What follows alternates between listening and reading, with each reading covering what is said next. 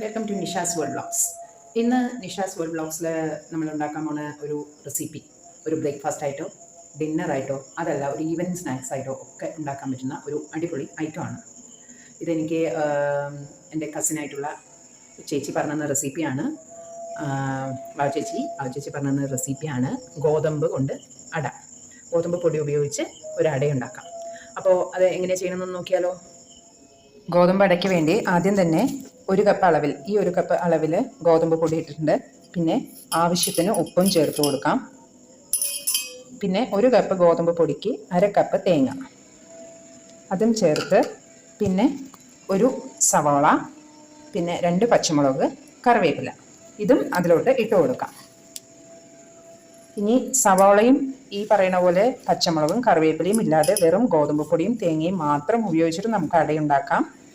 ഉള്ളി ചേർക്കുന്നവർക്ക് ഉള്ളിയും ചേർക്കാം, അല്ലാത്തവർക്ക് അത് വേണ്ടെന്നും വെക്കാം. ഇനി കുറച്ച് ഒരു ആവശ്യത്തിന് വെള്ളം, ഞാൻ പറയാം എങ്ങനെയായിരിക്കണം മാവിൻ്റെ പരുവെന്നുള്ളത്. അല്പം വെള്ളവും കൂടി ചേർത്തിട്ട് നന്നായിട്ടൊന്ന് കുഴച്ചെടുക്കണം.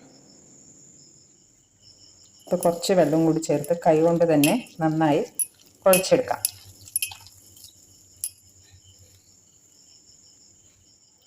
ഒരു ഏകദേശം 1/4 കപ്പ് വെള്ളം വരെ ഞാൻ ഇതിൽ ചേർത്തിട്ടുണ്ട്. ഈ ഒരു പരുവമാണ് നമുക്ക് വേണ്ടത്.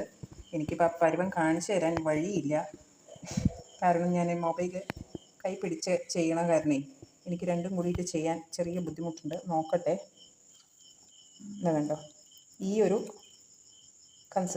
കൺസിസ്റ്റൻസി വരണം. നല്ലോണം വെള്ളം പോലെ ആവാനും പാടില്ല, എന്നാൽ നല്ല കട്ടിയും ആവാൻ പാടില്ല. ഈ ഒരു പരുവത്തിലാണ് വേണ്ടത്. ഒരു പാത്രത്തിൽ കുറച്ച് പച്ചവെള്ളം ആക്കി വെക്കുക. ആദ്യം കൈ ഒന്ന് നനച്ചതിന് ശേഷം ഈ മാവ് എടുക്കുക. കൈ കൊണ്ട് വേണം ഇത് പരത്താനായിട്ട്. ഇടയ്ക്കിടയ്ക്ക് ഈ വെള്ളം തൊട്ടിട്ട് പരത്താണെന്നുണ്ടെങ്കിൽ വേഗം നമുക്ക് പരത്താനായിട്ട് കിട്ടും. വലുതായിട്ട് അട ഉണ്ടാക്കണമെന്നുണ്ടെങ്കിൽ നിറയെ മാവെടുത്ത് പരത്താം. നമ്മൾ പരത്തി കൊടുത്തിട്ട് മീഡിയം ഫ്ലെയിമിൽ വെക്കണം. മീഡിയം ഫ്ലെയിമിൽ വെച്ച് മേലെയൊക്കെ ഇങ്ങനെ നിറയെ എണ്ണ തൂവി കൊടുക്കുകയാണെങ്കിൽ നല്ല ടേസ്റ്റ് ആയിരിക്കും. നോൺ സ്റ്റിക്ക് ആയ കാരണം എണ്ണ ഇല്ലാതെയും നമുക്ക് കിട്ടും. പക്ഷെ ടേസ്റ്റ് വേണമെന്നുണ്ടെങ്കിൽ കുറച്ച് എണ്ണയൊക്കെ ഒഴിച്ചു കൊടുക്കണം നന്നായിട്ട്. അതിനുശേഷം ഒരു ഭാഗമായി വരുമ്പോൾ നമുക്ക് മറിച്ചിടാം. ഇങ്ങനെ മറിച്ചിട്ട് പിന്നെ മേലെയും വേണമെങ്കിൽ എണ്ണ ഒഴിക്കാവുന്നതാണ്. ഇതൊരു മീഡിയം ഫ്ലെയിമിൽ വെച്ചിട്ട് വേണം വേവിക്കാനായിട്ട്. കാരണം കുറച്ച് കട്ടിയിലാണല്ലോ നമ്മൾ പരത്തിയിട്ടുള്ളത്. ഇത് കട്ടിയിൽ തന്നെയാണ് പരത്തേണ്ടത്, നൈസായിട്ടല്ല. അപ്പോൾ മെല്ലെ തീ ഒന്ന് കുറച്ച് വെച്ച് മെല്ലെ വേവിച്ചാൽ ആ ഉള്ളൊക്കൊന്ന് വെന്ത് കിട്ടും.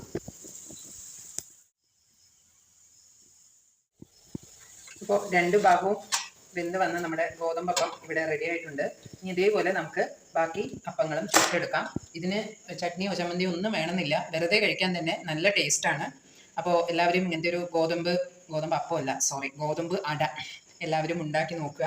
എന്നിട്ട് എന്താണെന്നുള്ള കമൻസ് അറിയിക്കുക. ഒരുപാട് പേർക്ക് അറിയായിരിക്കും, എന്നാലും ഞാൻ നിഷാസ് വേൾഡ് ബ്ലോഗിലൂടെ അത് കാണിക്കണമല്ലോ. അപ്പോൾ നമുക്ക് ഇതേപോലെ ബാക്കിയുള്ള അപ്പങ്ങളും ചുട്ടെടുക്കാവുന്നതാണ്.